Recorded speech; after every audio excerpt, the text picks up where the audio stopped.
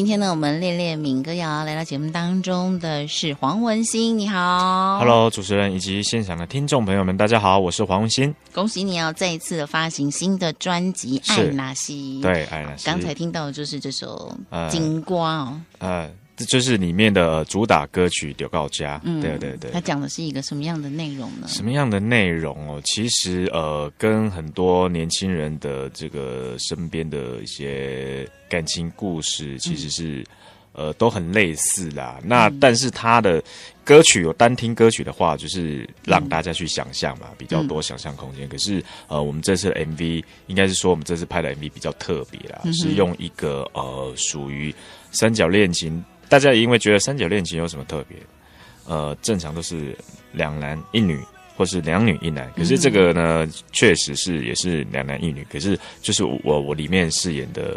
另外一个女主角，还有里面另外一个男主角谢承君。那我在里面跟那个女主角就是是一对情侣。然后到后来我才发现，就是自己喜欢的不是这位女主角，是另外一个男的这样。比较有点像同志的那种恋情这样。那其实也是要表达，就是每一种爱都值得大家去尊重这样。那其实这个歌曲呢，比较特别的是，除了 MV 之外，还有我们这一次除了包括这首歌《丢告家》，还有全部的每首歌曲，其实我们都用比较国语流行音乐的做法来做。那为什么会这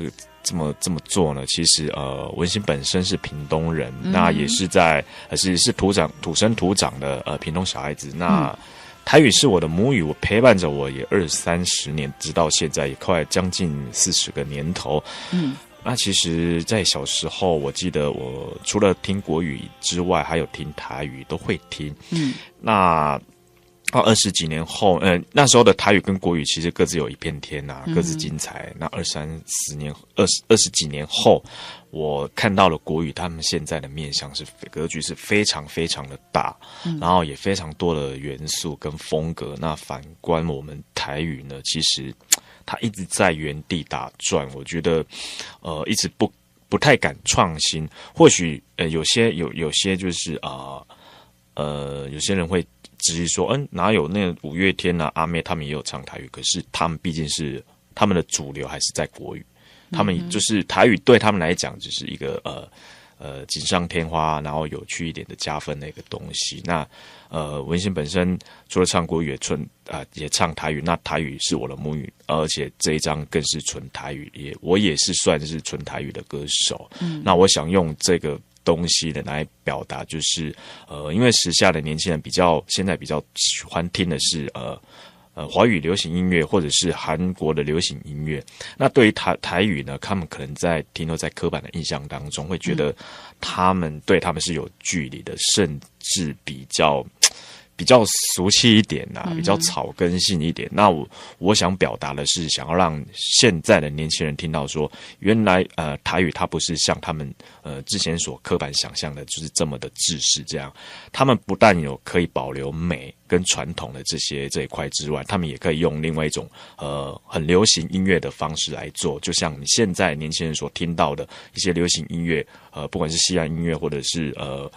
华语流行音乐或者是韩国流行音乐，其实是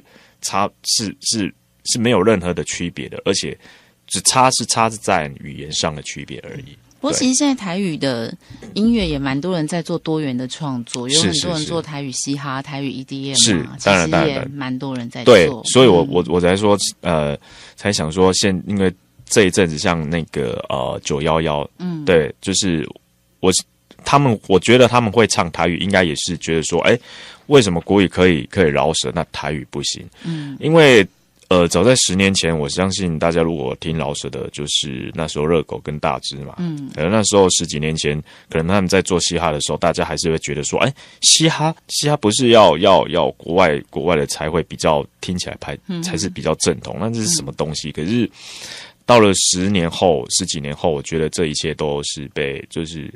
我觉得有一个东西叫做习惯了，就是大家就会慢慢的去接受这些资讯，这样。那希望，当然台语这一块也是有人做，但毕竟相信如果有听台语还是很少，大概有100张，有99张都是做比较传统的音乐。可是我只是觉得说，现在这个世代不一样，我觉得这一块已经很多人在做，我希望它可以有不一样的生命跟不一样的创作这样。那我们就来听听这文心的台语式的台式摇滚，来听这首《奔苏》。哇哦，真的是非常嗨啊，很摇滚式的《奔苏》。这首歌讲的是什么呢？这首歌就是比较台式摇滚的风格，那主要的方式也是希望用，应该是说这10首歌里面比较有会靠的一首歌曲。那表达的方式其实就是像时下现在年轻人有时候好高骛远嘛，就是没什么本事就爱那边臭屁这样。那这首歌的一些风格的方向，其实有些应该是说我们当初的做法设定比较像阿妹的那种喝大力的来那种方式来做这首歌曲，然后澎湃比较台式摇滚一点，因为这张专辑其实每首歌曲大部分都是情歌为主这样，那怕大家就是会有点沉闷，所以其实还是在里面安插了几首比较轻快的或者是摇滚的歌曲这样。对。这一次在专辑当中自己也尝试了2首歌的创作。是。这是第一次自己的创作吗？其实之前就有创作过，那这一次应该算是第2次的创作这样。那像开门见山歌，我是等起东西第1首歌曲，那个其实是我在之前拍308连档一家人那时候结束杀青戏的后面几场戏的时候呢，所心有所感，想出来一些旋律，然后把它写成歌曲的。所以当时的感触是什么？当时的感触其实就是其实还蛮浅显易懂的，因为那几场戏是我在里面的角色跟女主角，其实后来男主角就是发现自己得了癌症，然后最后几场就是得了癌症之后，最后几场就在医院跟大家跟父母亲做一个告别，然后也跟大家说，剩下一些时间可不可以留给我跟女主角这样，然后在那个一个公园里面，然后我们一起这样聊天，然后从小聊小时候到长大的一些回忆这样。然后呢然后那个我就跟女主角说，其实我还蛮想看再替你踢一次足球，那个感觉就是，然后那个女主角她就说你是怀念我小时候的那个踢足球的英姿这样，然后我说对，然后当她去踢的时候，其实这个我就在后面就是微笑着就是离世了这样。那其实后面那几场戏，其实那个感触还蛮深的，因为我很少演到那个戏是让我觉得会有点难以忘怀的这样。那于是我就在当下心里面就是会有一些旋律，我就把它写了起来。然后回家就是彻夜就把它完成了这样，因为我怕那个情绪会慢慢的不见这样，所以我就赶紧把它记录下来，然后写起来之后跟制作人还有编剧老师一起研究，把这首歌其实当初我们设定的这首歌曲，我写的这首歌曲比较我想要是比较澎湃一点的，就是有点像刚才在播的丢高家那个方式那种感觉一样，可是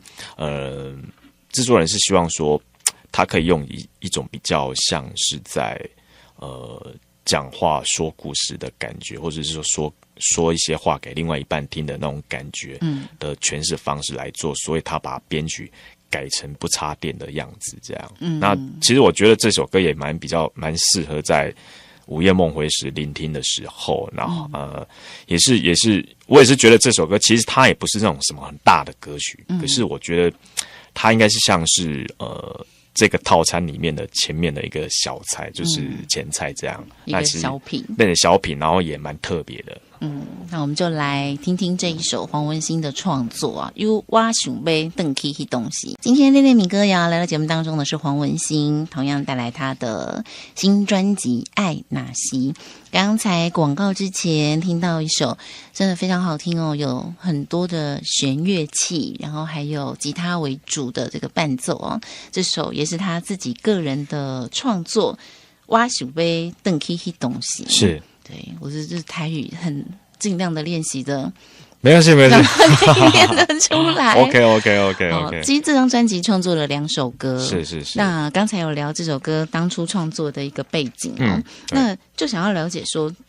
针对刚才那首歌啦，想要回去那东西，你自己到目前为止最喜欢你的人生过程当中是哪个阶段呢？哪个阶段？其实我其实还蛮喜欢现在这个阶段的，因为怎么说，很多人就会觉得说，哎，如果让你选择回去，你最想回去哪一个时段去改变什么？我说，我想很久，一直想不出一个答案。后来我终于想到了，我就跟我朋友说，其实我一点都不想回去，因为我觉得回去了，你去改变这些，可能就没有现在的黄文兴了。像有时候我自己。我那些朋友都会开玩笑说，你如果没有认识你现在认识你现在的老婆啊，那你像你以前分手的女朋友或之类的啊，如果问你就是你回去的时候，你会最想要挽回哪一段恋情之类的？我说我都不会想挽回，我说因为有他们的可能，不管是我们伤害他，或者是别人伤害我们，我觉得我都很谢谢他们啊，因为当下如果有一个很圆满的结局，没有互相伤害或怎样，一直走到现在的话，可能真的就没有黄文兴了啦。对啊，所以我说，不管是每个恋情，或者是每个一些什么发生的一些过去的一些状况，或者是故事啊，我觉得我都不会想要去改变什么，过了就是过了。那些都是自己基本上人生历练上的一些经历跟过程。我觉得因为有这些过程，才可以让自己更加的茁壮。这样，那其实说就是诚如刚才主持人跟我问的，就是你最喜欢、最满意什么时候的？其实我最满意我现在的生活。对，就是也蛮自由的，然后不管是在音乐上或戏剧上，都是有渐渐受到肯定这样，然后也有一直在成长。因为其实我从超好比赛到现在也10个年头了，那真的人家说眼睛一眨就时间飞梭的非常的快，这样。那其实有时候都觉得还好，可是现在想想实在真的蛮快的这样，然后就现在也有一个很完美的家庭，我觉得这个也是应该是说不是只有我所要的，是每个人心目中所要的一个理想的生活目标。对啊，所以我很满意现在的生活状态，所以才有了这首《幸福在身边》吗？这首《幸福在身边》我觉得可以适用到每个状况啦。那在写这首歌的时候，我也是想了非常多，包括现在的生活，或者是因为这个有点恋爱的感觉，所以我把我过去的感觉，对，所以因为过去已经有时候有点淡化掉了，有点忘记了那种很深的感觉，那必须从戏剧里面去把它拉回来。所以这个其实也是跟我上一档拍的8点档一家人里面的角色跟女主角一样，就是一开始其实写这首歌是有点倒过来写，应该是要先写这首歌再写我想要等一东西。可是我想要等一东西写完之后，老板就说你要不要写一首甜甜的歌这样，我说也好啦，可是我刚下杀青戏杀青没多久，那个忧伤还在内心徘徊。我说我尽量试试看。所以其实我想要等一东西，那一天就写好了。但是这一首歌我写了1个月，我大概星巴克做了大概5-6次，然后从1点做到下午1点，做到下午6点。要回想过去时间还是要比较久一点。对，没有，我就是用比较我那时候拍戏的那种感觉，戏里面的角色感觉去把它拉回来，这样，然后去写谱这首歌啦。对对对。那我们就赶快来听听这首文心另外一首词曲的创作《幸福的新兵》，也是真的甜甜的一首歌啊，《幸福的新兵》。所以这张专辑其实曲风也蛮多元了，虽然大致上还是以情歌为主啦，但是在这些情歌的中间呢，也有一些甜甜的，或是一些可以让你觉得很澎湃跟激荡。但我发现有一个很特别的，就是这张专辑当中有几首歌都大量的用了一些弦乐器，而且是大中小提琴都有啊。那都呈现了不同的一个感觉，像我们刚刚有听到的我想要回去那东西啊，没错，还有这个等一下我们可以听的，好像有这个心碎的祝福，心碎的祝福，还有我们刚刚第一首听到的就告家，跟这个无现在金瓜，都用了大量的弦乐器，是你自己特别喜欢，还是编曲老师的设计呢？其实我自己也特别喜欢啊，那这样做也是希望可以用这个方式来让这个台语歌曲更大气、更有质感一点，也就是跟我们刚才我所讲的一样嘛。我希望可以用这个方式让年轻人听到的是，不是他们听的所谓那种比较传统式、比较像那种电脑 MIDI 所做出来的那种台语的，或者是爸爸妈妈在听的那种台语的感觉，而是你们时下年轻人可以接受的那种音乐的元素，这样，所以才会大量使用就是吉他那些真的乐器跟那个大提琴、小提琴、中提琴，然后去把它这首歌的整个那种感觉跟很大气的感觉衬托出来。对。那这是这整张专辑的概念，你想要表达给你的粉丝啊、听众朋友们什么样的黄文心呢？其实这一张专辑想要表达的是，应该是说我每张专辑想要表达的都是给粉丝，让他们觉得说我一直不断的在进步，然后用不一样的曲风让你们去听到不一样的黄文心。因为其实有时候公司会觉得说我每一年又不太一样，每一年不太一样，这会不会就跳太快？可是有时候我会觉得，确实在市场来讲的话，可能你如果像我8年前天地那时候专辑，其实如果你拿这张比的话，其实落差还蛮大。那我还是必须想要说，每一次的出来的专辑，因为现在数位化，就是大家音乐资讯都非常的发达，你要用什么方式去让大家想要去购买你的专辑的那种冲动？那其实除了在包装上的一些设计之外呢，我觉得在歌曲上的想象跟设计跟做这些歌曲的风格，我觉得也很重要。我不希望我一张专辑出来之后，让歌迷听到是有改变，但也还好，就是稍小幅度的改变这样而已。或者是说怕说改变的太大，让他们觉得说你不是黄文心这样。我觉得我还是会保留着我们比较纯粹的那种真诚的情感，真诚的原来黄文心的面貌，可是出来的风格呢会是比较不一样这样。对，确实啊，因为这10年当中从参加歌唱比赛，等于说从素人开始，然后演了戏，发了专辑，拿下了金曲奖。其实身份一直不停的在调整，然后也有了家庭，然后私人的身份也不一样了。所以确实像现在听起来，歌声也比较成熟，比较内敛在诠释某些情感的部分呢，也细致了很多。是，所以当然，所以就是刚才说的我们这一张做这一张，其实都是不管是这一张，或者是上一张，或者是上一张，其实我们都一直不断的在做一些改变。这张专辑有非常多好听的歌曲，我们今天呢也希望文心来到节目当中跟大家分享每一首歌，包括他自己的创作，或者是其他歌曲当中的这些故事，让听众朋友还有粉丝们呢更了解黄文心。也祝福你未来在歌唱也更好的成绩，然后演戏也可以再拿下一座金，然后慢慢累积3金，可以金曲、金钟、金马都可以慢慢成为人生的历练。最后我们来听这首非常好听的情歌《苏联心刷》，谢谢大家，谢谢黄文心，谢谢。